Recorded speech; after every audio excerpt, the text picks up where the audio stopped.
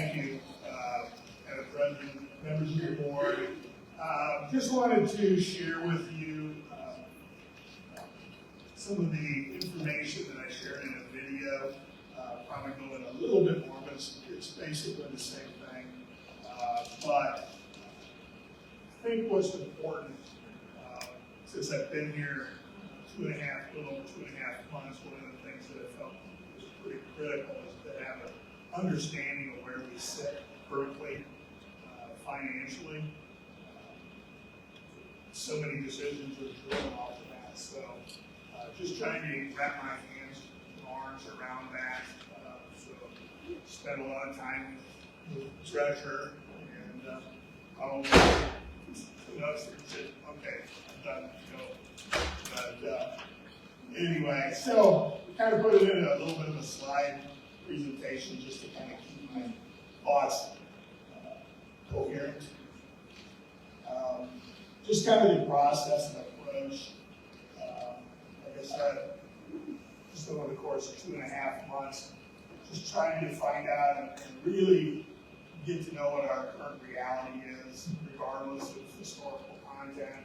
Well, I think it's important to have some understanding of what's happened in the past, because some of that is implemented here. I want to talk about the costs that we're seeing right today. And at the end of the day, it's all about, moving our district forward, keeping it healthy financially, therefore prosperous for our kids as well. So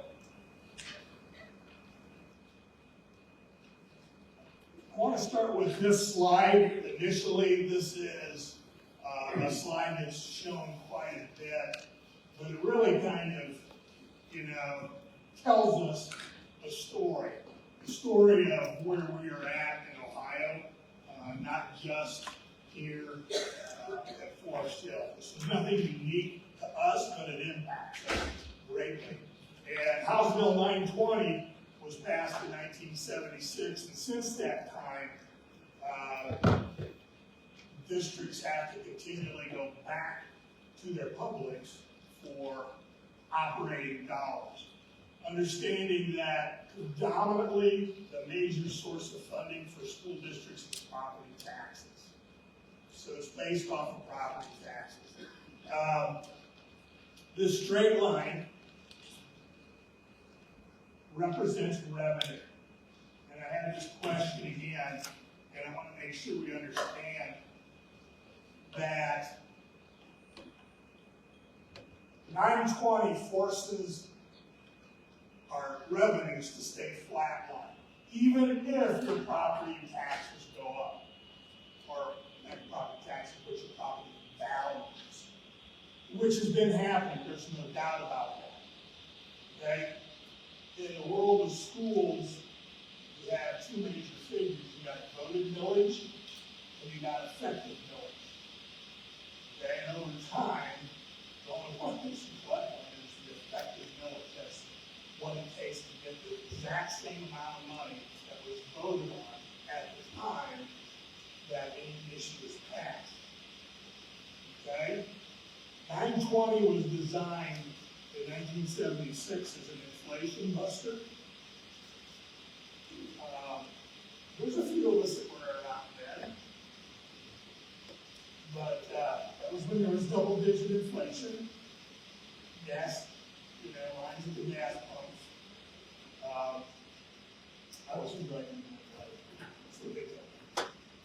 But you've heard the term millage, and I want to make sure that you understand that millage and millions are not the same thing. And it's really easy to get confused. Millage is really a mathematical equation that the county auditor uses as a mathematical piece to determine how much to charge you based on what millage is affecting you. Okay? Mathematically, it's equal to 1/1000th. It's easy to get lost in all that, because a mill in Hamilton City School District is different than a mill here, or a mill in in Wyoming school district. Every district is different that way. But the millage is just a mathematical piece to use. What happens is, as your property values go up, the county auditor turns down the millage. That's the mathematical piece it uses so that the school district never collects more than that. Okay? So, in Forest Hill School District today, 1 mill will generate, across this whole district, about $1.5 million. As the state property values continue to go up. 6 years from now, the county auditor will reduce the millage, effective millage, so we only collect the exact same amount, 1.5, we can never collect more. Therefore, that line stays flat. This line is operational costs, expenses to run the school district. Okay? And that really changes every 6 years, but actually every 3 years during the county auditor's revaluation, which is going to happen again in 2023. They physically come out to your house. You won't find any of them there. They will check the house, get a new assessment on your map, and then every 3 years, every 3 years, in between the 6 years, you get an update. They don't really come out. They're just kind of taking a bunch of information and making assessments. So that's when you'll see bumps, really big bumps in your property values. And that's when they punch the millage down, so your effective millage. So I just wanted you to see that and explain that over time. Because every district runs into it. You're going to get at this point. This is the front end of a levy. Okay? So your money that you have, the revenues you have are going to exceed your expenses, and then what happens is you hit that little crossroads where you start going into deficit spending. And I'll talk about that a little bit more as we move on. In school finance, 85% of the spending is on people. We're in a people business. We don't have the ability to increase the cost of a widget without producing a tangible, producing educated children to become educated adults. 85% is our staff. 10% is fixed income, just like you have. Your bills that come due, okay? Diesel, gas, other items. We have about 5% of our total budget that's really discretionary. And discretionary maybe is not a great term because a lot of it's in supplies. Supplies that impact it. Supplies that we buy to just maintain what we have. So, just a general overview so that we know we have some challenging decisions in the future that we're going to have to determine. Some of the immediate fiscal concerns, and I just want to, again, touch base and go a little bit more deeply here. We're currently spending close to $1 million on facilities and maintenance. That's not what we have in the PI fund, so it's coming out of the general fund. I'm going to tell you that's not enough, not for the size of this district. We don't have the ability to do preventative maintenance on a lot of things. Filters for the individual units should be changed on a pretty regular basis. Why? Extends the life of the air conditioning units, the individual HVAC units. Those are troublesome. Those are $5 to $5.5 million to replace critical systems that are ending year of life, end of life. We've got some new boilers, but we've got some boilers that are extremely old. You can't go down to the hardware store and buy a boiler. Those are these boilers have been at the train, in some cases, some of the old ones. But the cost of doing business is rising. I'm not telling you anything you don't know. You've been in the grocery store. You've been by the gas pumps. It's going up. Yes. Last month, inflation was at 8.2%. I anticipate it's going to stay there. I hope not. But that's our reality as we look at it today. So that's the quick piece.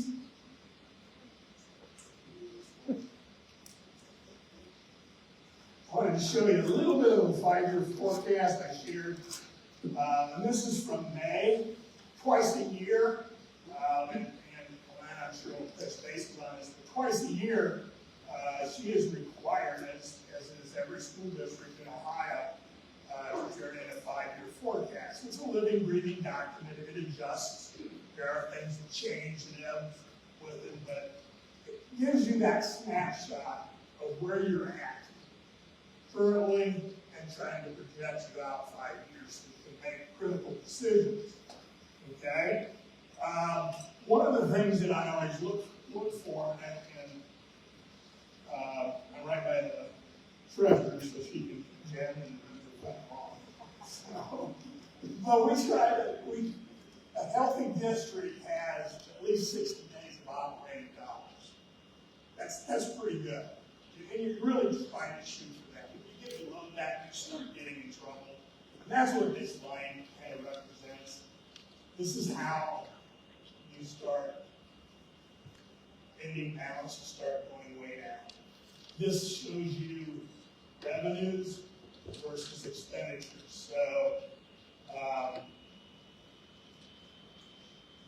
last school year, in the treasurer's world, they go by fiscal years. So fiscal year 22 was the 21-22 school year. That was the last year that you were expending less than you were bringing in.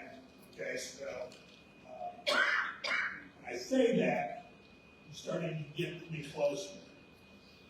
But she knew that before. That's every year this comes out, so this isn't anything new.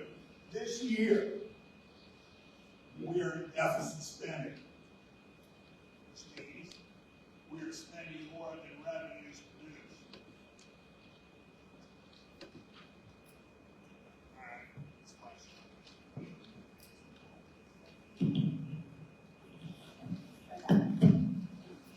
Okay. So right now we're in the first year of deficit spending, and what happens is this gets more and more extreme. Okay, and that's what that kind of showing you that falling off the table what it means. Okay? In actuality, if you did nothing, by fiscal year 25, you're in the hole.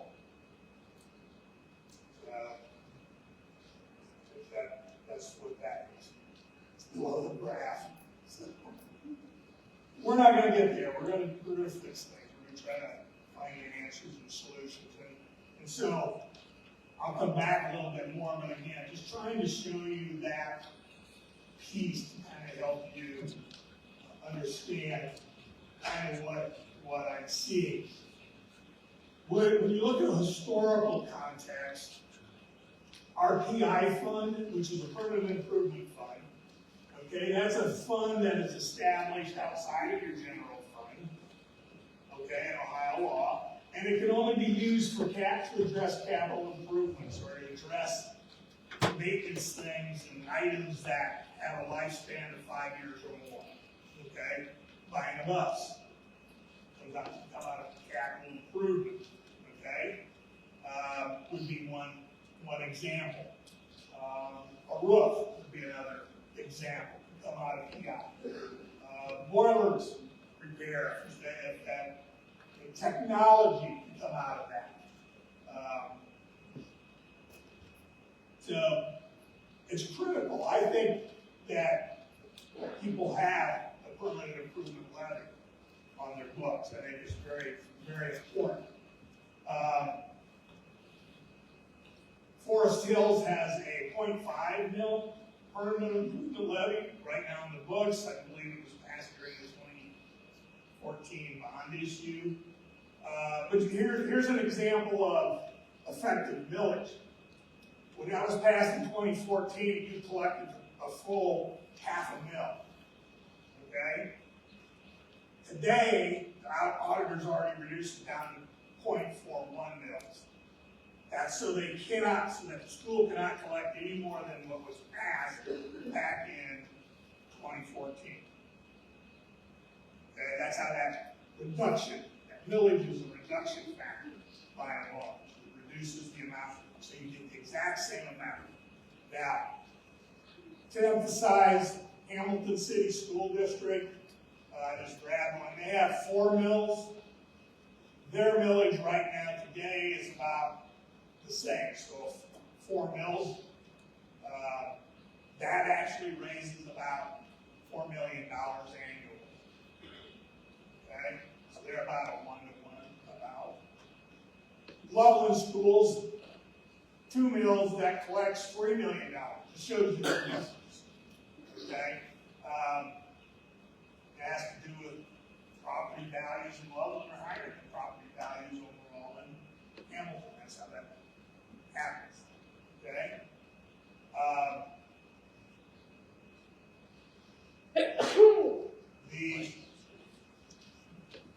We probably collect, and I believe this was based off of 2014, about $650,000 annually for the PI levy was produced. It'll never collect more than that. The flat line. Okay? And about $350,000 of it is spent every year towards the existing debt overruns that happen on the capital improvement project. So, well over half of that is not available for us to use on tangible things that we really need to be fixed. Okay? So what's a normal for our size? That's a little bit of a hard one to answer. What I would tell you is 2 mills would be nice. Anything's nice. 2 mills would be okay if you had schools, buildings that were fairly younger-ish in the front half of their life. When you start getting schools that are in the back half of their life, after the 20, 25 year, things start going wrong, just like your car. Mechanical things start happening. Where we're at, is 3 mills better? Yeah. It's kind of a little bit of a moving target. We have quite a few things that we have that we know are end of life, and we're going to have to address at some point. The bond issue back in 2014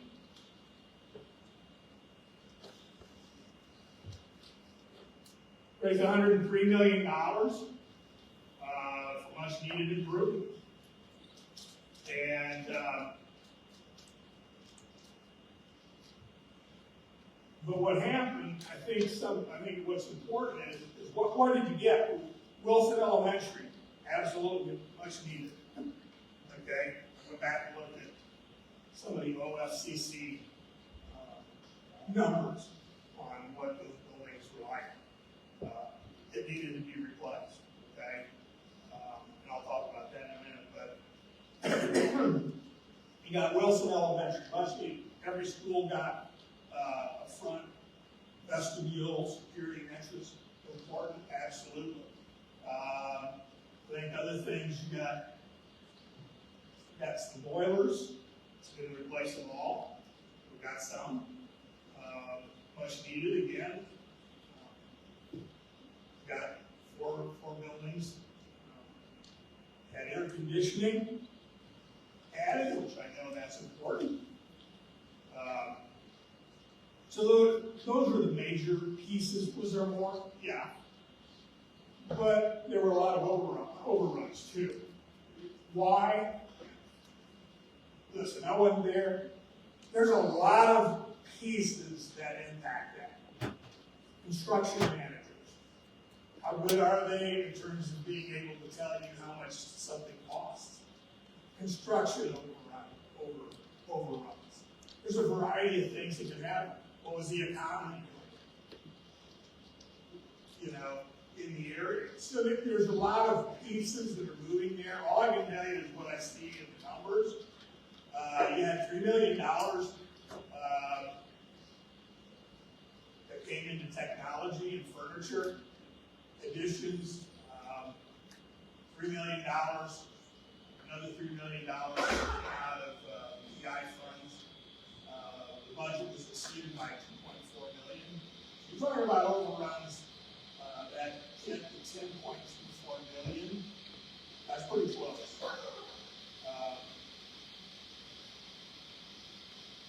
That kind of probably left us vulnerable in some areas, certainly impacted the general fund. And I'll give credit what credit's due too, but I remember if you told me this, trying to dig into the history, because they had a pretty good little rainy day fund, I think, started back in Forest High Seniors Day. Might have been Forest High Seniors.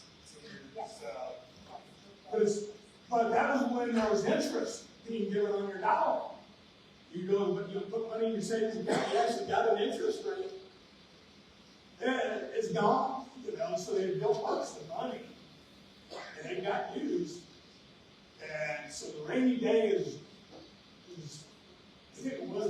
it rained. And so it's not there. It's just not there. So I don't have to tell you. Like I said, there's no interest coming in on money that we have. Okay? That are sitting out there. It just doesn't exist. Sad. We're all dealing with that. But various other needs went unmet. A lot of building systems we didn't handle, didn't take care of, should have. Not much of the roofs were covered. I think Mr. Becker had a photograph back at that time. It was about 20%, maybe 25% of tops that were replaced. Maybe 70 to 80% of the roofs weren't. Now, in the meantime, we've spent some money trying to catch up a little bit. I know Naval had some roof repairs done. Again, that was additional money that we're not even talking about. It came out of this general fund.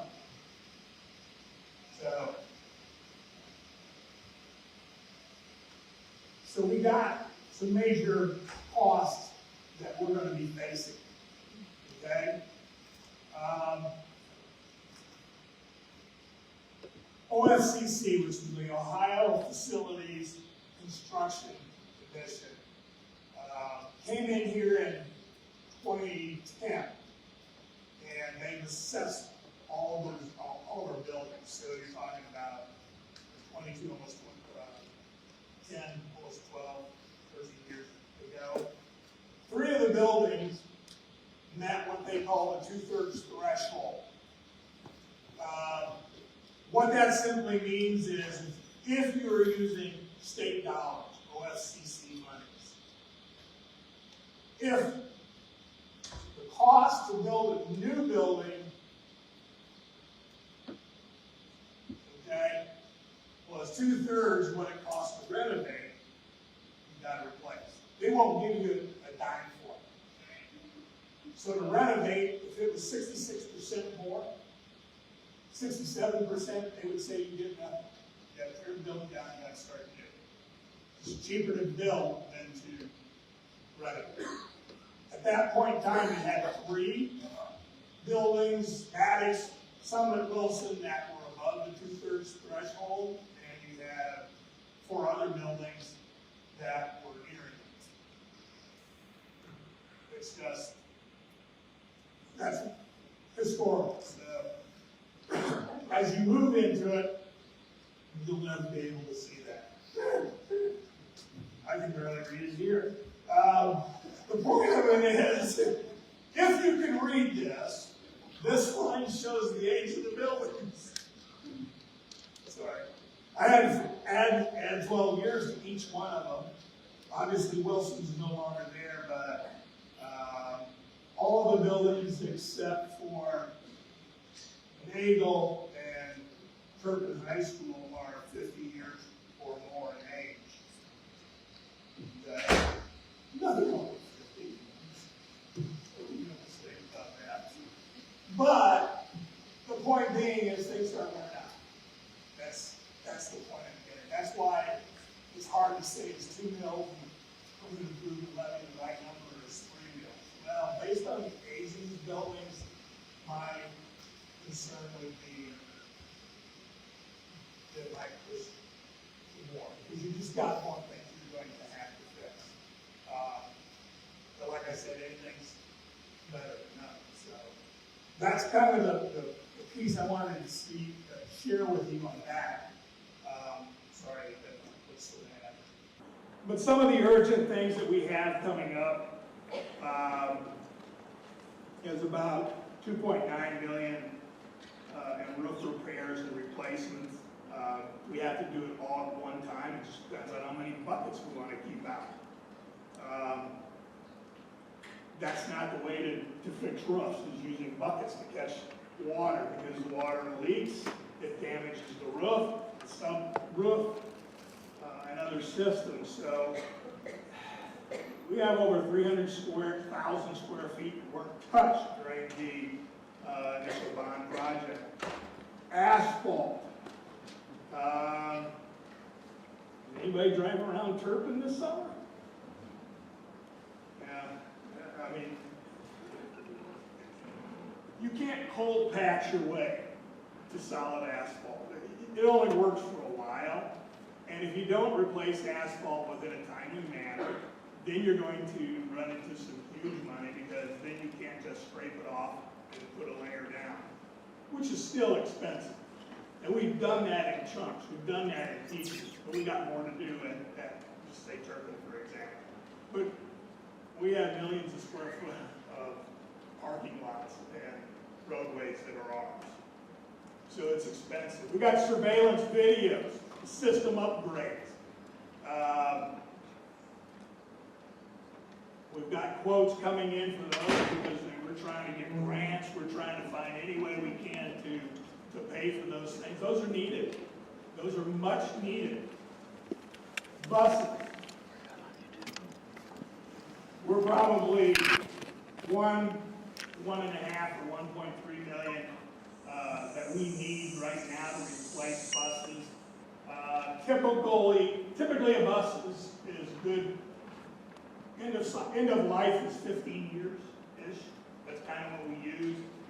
We have 12 buses that are either past it or right at it. We're talking about $110,000 a pop. Okay? You know, it's like land driving a car with 200,000 miles on it. Guess what? It's going to just say stop at some point. Plus, you got kids on it. It's not good. And then, on a normal replacement cycle, we should be replacing 5 buses a year. You got to remember, we have over 70 in our fleet. So you can keep that in perspective. You're turning these over, 5 or 15 years. That's the idea. We just haven't been able to do it. So we're getting some buses that, I'm not going to say they're not safe, because they are. We've got some great mechanics, but they're not work as well. Or they're going to stop.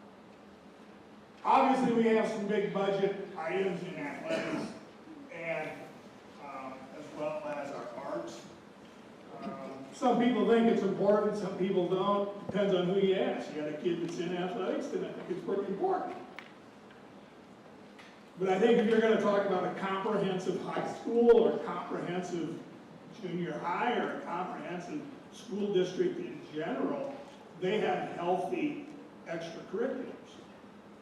That's part of it. And regardless, we have TERFs that are at or close to end of life.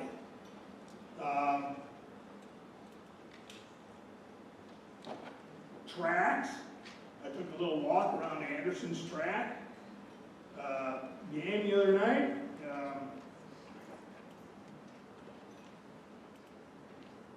It's not good. You know, you can't run on unsafe tracks. Well, you can, I guess. Just put your feet up, make sure you don't trip. But you can't have events. You start running into some big ticket items, pools, maintenance, sound systems. We need a new one here. Amen. We did. I mean, we did. It's, I'm not. Auditoriums, you know, that service our kids in the arts, singing, choirs. Those are important pieces and part of what I think we're responsible to provide the best we can. So we got a lot of money. I just put 5 to 5.5. It's probably more than that, but it's not cheap. Those are some things, and right now, where's that coming from? General funds, predominantly. We're raising some money. We're trying to raise money. You got to have a lot of bake sales to get that money, that amount of money. I'm just saying, it doesn't happen. You know, thank God we got, great PTAs and PTOs that work hard for our kids and raise some significant dollars just to help kids within those buildings, but it's not enough. We've got to do more. We got to do our part too.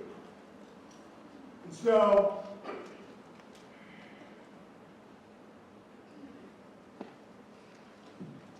when you go to operations,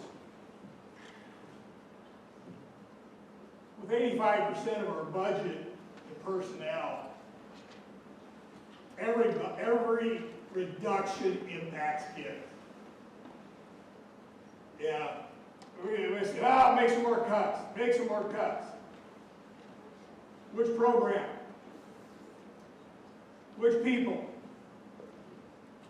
I've had to do that. That's the hardest thing to do. Whoa. Got custodians? You want to come in? Have you ever seen these buildings at the end of a day? My God, our custodians are fantastic. I've seen what they do. You ought to come in after the kids are gone. They transform the building every night.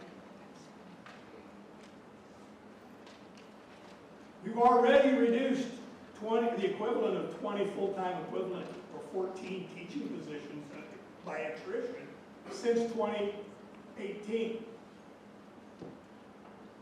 That was with the passage of 4.6. Was it 4.7? 4.7 anyway. 4.7 on the brain somewhere.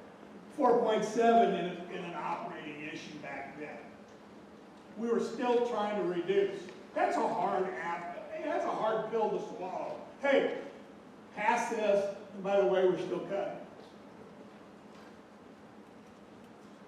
We've asked each school building to reduce by 10%. That's hard. It gets hard. I know technology, I listened to his report the other day, and I just wanted to vomit. They've lost half their staff over the last few years. Well, that doesn't impact kids. Really? You get a Chromebook that's broke? How quick do you get it fixed? We'll get it back to you in a week. Oh, we don't have all the Chrome boxes in? We're working on them. There's only so many bodies that can get to these rooms. We've been reducing. It's just that constant uphill battle in school funding. Okay? The Bureau of Labor Statistics includes a 4% annual inflation rate. And that's been going on since 2018. I'm not even taking this year out of the mix and next year because I think that I don't even want it. But it's going to be our reality because we're still have to purchase services. Diesel fuel today, 4.4, over $4 a gallon. A year ago, a little over $2.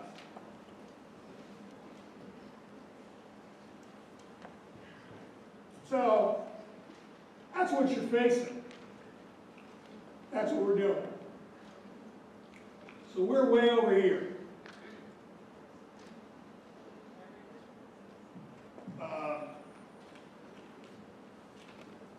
It's just not a pretty thing, and I'm not trying to be dramatic. I'm just trying to tell you where you're at. You got to know where you're at before you know what you can do to fix it.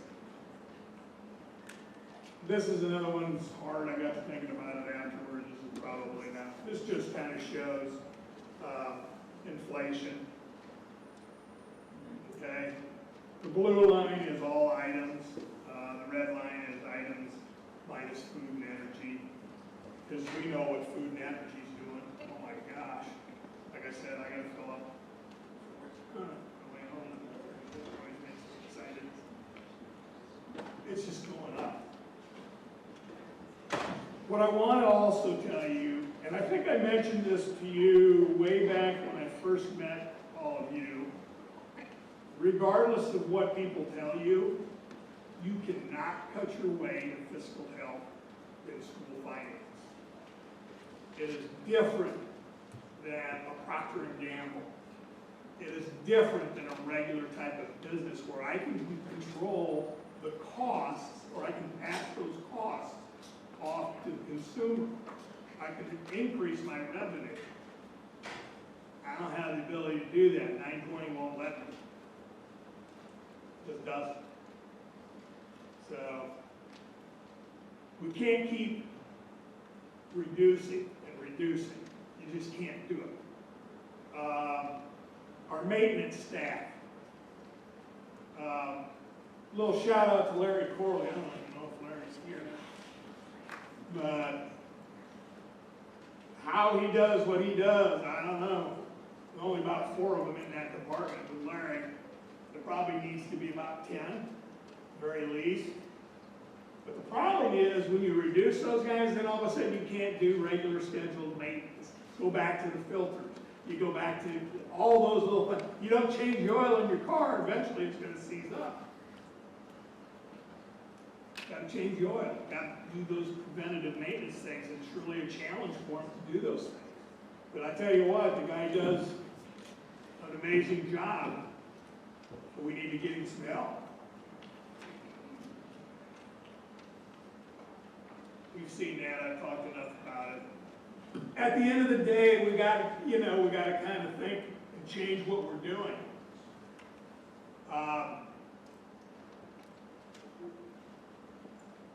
We can't ignore what's happening. You just can't. That's not our luxury. That's not our reality. Unfortunately, it doesn't matter who's sitting up here or who's sitting here. That's the reality you got. That's what you're facing. No matter what, that's it. So we can pretend hope it goes away, which it won't.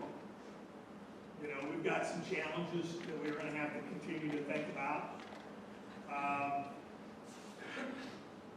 It works right now. Our kids are not suffering in the sense that there are a couple of classes, though, I will say, that are pressing 30 to 1. That's not good. It's not a good educational environment. We just got to be careful because we're in a this awkward place. So back, I did want to add this was kind of an afterthought, but I wanted to make sure I mentioned this. ODE placed Forest Hill School District in precautionary financial state. Okay? Planner got that letter back in 2018, right? About the time of the last operating levy, which was 4.7. And again, boards of education that were in sitting in those seats, in these seats at that time, and whoever was, you know, they had decisions to make based on a lot of things. I'm not privy to it. Well, here, what I can tell you is that you still got to figure out, we need 5.7. I don't think we can pass anything above 4.7. You ask for what you need. You ask for what you think you can pass. Those are tough decisions. Those are decisions you may have to face pretty quick. Okay? All I know is the only reason you didn't go into fiscal caution, which is the first step towards of 3 steps that it takes for the state to take over your school, is you passed. Had you not passed, you would have been in fiscal caution. Trust me, I understand what that's like, because I went to a school district that was in it when I got there. It took us 10 years to work our way out of it. I'm just telling you, we can't stick our head in the sand. We've got to be able to look at this with some eyes and say, what do we got to do? And where do we got to go? That's really the state of it, and I apologize if that seems like a downer, but I think it's one of the things you wanted to hear from me when I got here. I've got almost 30 years of experience as an administrator, and I've seen some pretty rough times. I've seen some really good times, you know. And I think this is one of those points in history that we have to really kind of start pulling together and say, what's right for Forest Hills? What makes sense? I don't have that answer yet. What I know is I've got a pretty good handle on where we are currently. And I'll be honest with you, I think you've got maybe 2 months to make a decision. And I say that based on this. Oh my God. Here's my reason, here's my thought process. You don't have to agree with it, that's okay. If you decide to run any kind of issue on the May ballot, you're going to have to make those, you have to have 2 board actions. Probably one in January, probably one in early February. So, you got to know what you're doing if you're going to do that.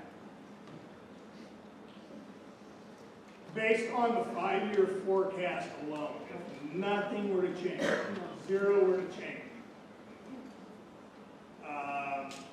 you hit your $2.3 million under your board policy that says you need 10% of revenues. So going into the next fiscal year, we would have to cut in, which would be the sum. We'd have to cut $2.3 million. If that's looking at the May forecast. We got one coming here in November, which is really important to see. That gives us some better numbers. But that's why you're in this place. Doesn't matter what happened 5 years ago, 10 years ago. You can't change it, I can't change it. All we can do is look forward. And that's what I wanted to share with you. And so we're working hard on trying to bring every option that we can, and we'll present it to you. And go from there. That's kind of where I'm at. I think we got to have the November forecast. That's a big piece. That'll help us determine kind of what millage we might be looking at.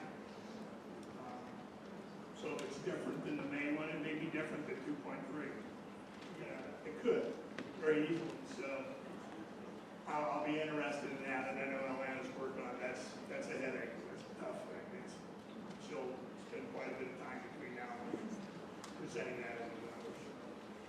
That's what we have, and we want to present that as well as potential options very quickly. So probably within the next month. And then you're just going to have to grab that and draw a survey once we know what those things are. I mean, really, you're limited in school. You're limited. There's only so many things you can do. I have a couple questions, and I'm not sure if you'll know this off the top of your head, but back in, I think it was February, you presented what a rate for a levy might look like if we had done it then to put on the November ballot, as in next month. And I thought, if I remember correctly, that you also gave us a figure for what it would look like if we wait until 2023, which is essentially where we're at now. Right. Anything past Right. in calendar year 23, whether it's May or November, we won't collect until January. So I'm wondering I can't remember what they were, and I don't have my notes in front of me, and maybe you don't either, so I'm curious if you're. I will be honest with you, we are working, the forecast has changed a little bit. It hasn't changed significantly. I don't expect those numbers to change by a significant amount. So it has, obviously, the last thing you want to do is, in a school district especially, is not be conservative enough to be able to meet that forecast. You never want to come in less and say, oh my goodness. But I will tell you, it's not a significant difference from what I'm seeing. One of the things that Larry had on his slide there is you saw the 5-year forecast. And at the end of last year, we came in about 1.3 million better than we thought we were going to. But 1 million of that was just timing differences.